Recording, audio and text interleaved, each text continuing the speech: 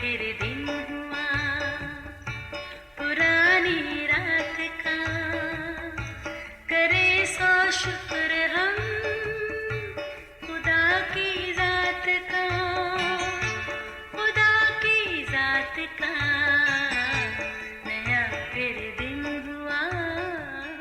आज की आयत।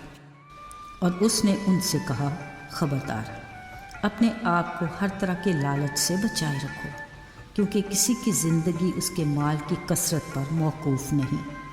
लूका 12 बाब 15वीं आयत। अजीज़ों, लालच एक ऐसा एहसास है जो गुनाह के दरवाजे को खोलता है। लालच एक ऐसा बीज है जो बनी नौ इंसान के असली दुश्मन इब्लीस ने पहले हवा के दिल में बोया। नतीजा गुनाह ने जन्म लिया जो आदम हवा में इंतशार का बायस बना। खाली खुदा ने दोनों को गुनाह की सज़ा देकर बाग़ अदन से निकाल दिया। अजीज़ों, सिगरेट की डब्बिया के ऊपर लिखी वजारत सेहत की वार्निंग आपकी नज़र से ज़रूर गुजरी होगी। लिखा होता है, खबरदार, तंबाकू नोशी सेहत के लिए मुज़र है। मगर बावजूद इसके दुनिया भर में इसे इस्तेमाल करने और इससे लुत्फ़ अंदोज़ होने वाले बेशुमार हैं। इसी तरह लालच के बारे में भी बहुत सारी वार्निंग्स हैं। मसलन, लालच बड़ी बला है, नफ़ा का लालची उसकी जान लेकर ही छोड़ता है। 10 अहकाम में से एक हुक्म, तू लालच न कर। इसके खौफनाक अंजाम जानने के बावजूद लालच में हमारे लिए बड़ी कशिश है। हालांकि बाज़ औक़ात लालच में हम अपने रिश्ते नातों और कभी औलाद को भी खो देते हैं। जॉब ख़त्म, काम कारोबार तबाह, ज़हनी दबाव का शिकार, हत्ता कि अपनी जान से भी हाथ धो बैठते हैं। एक बादशाह ने अपने वज़ीर से कहा, मैं तुम्हें तुम्हारी आला कारकर्दगी पर इनाम देना चाहता हूँ। तुमने कल सुबह तलुए आफ्ताब के वक्त फ़लाँ जगह से चलना शुरू करना है और ग़ुरूब आफ्ताब तक चलते रहना। जितना फ़ासला तुम तय करोगे वो सारी ज़मीन तुम्हारी हो जाएगी। वज़ीर ने ज़्यादा ज़मीन के लालच में चलना तो क्या, भागना शुरू कर दिया। न खाने पीने की परवाह, न दम लेने को रुका।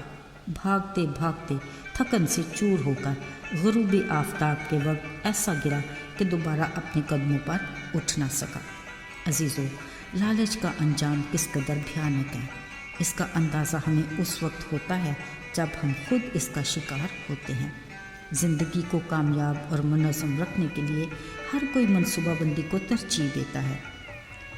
ये मुस्बत सोच है, लेकिन अगर तो हम अपने मामलात को अपनी काबिलियत और अपने ज़ोर बाजू के बलबूते पर देखते हैं तो दौलतमंद बनने के सुहाने सपने में कहीं ना कहीं लालच की झपकी ज़रूर ही शामिल हो जाती है। ऐसे में यकीनन नाकामी हमारा मुकद्दर होगी। ज़रा सोचिए, गुज़रे साल हम में से बहुत से इसी तरह के तजर्बात से ज़रूर गुज़रे होंगे।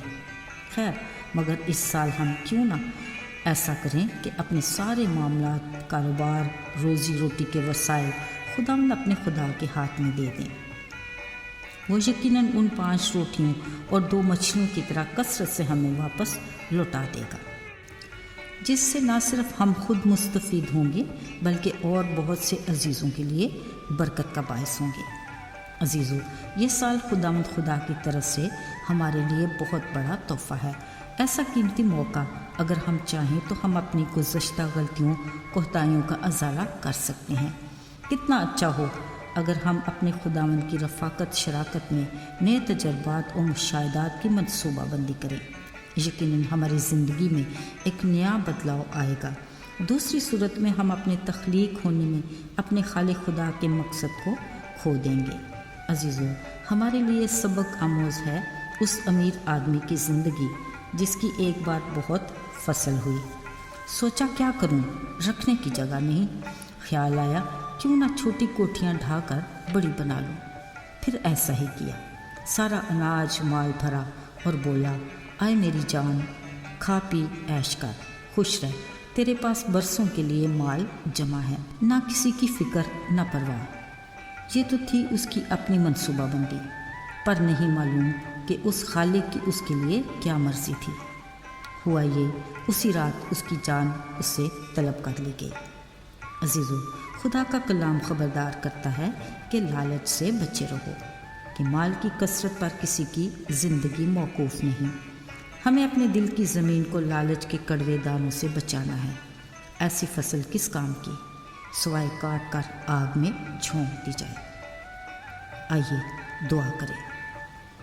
اے خدا، ہم تیرے شکر گزار ہیں کہ تیرا کلام ہمیں تمام خطروں سے آگاہ کرتا ہے اور ہماری زندگی کے ہر شعبے میں ہماری رہنمائی کرتا ہے۔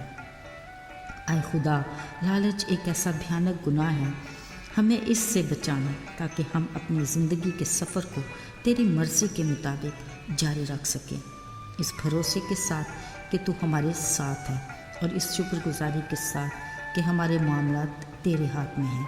بڑے ایمان سے مانگتے اور پا لیتے ہیں، آمین۔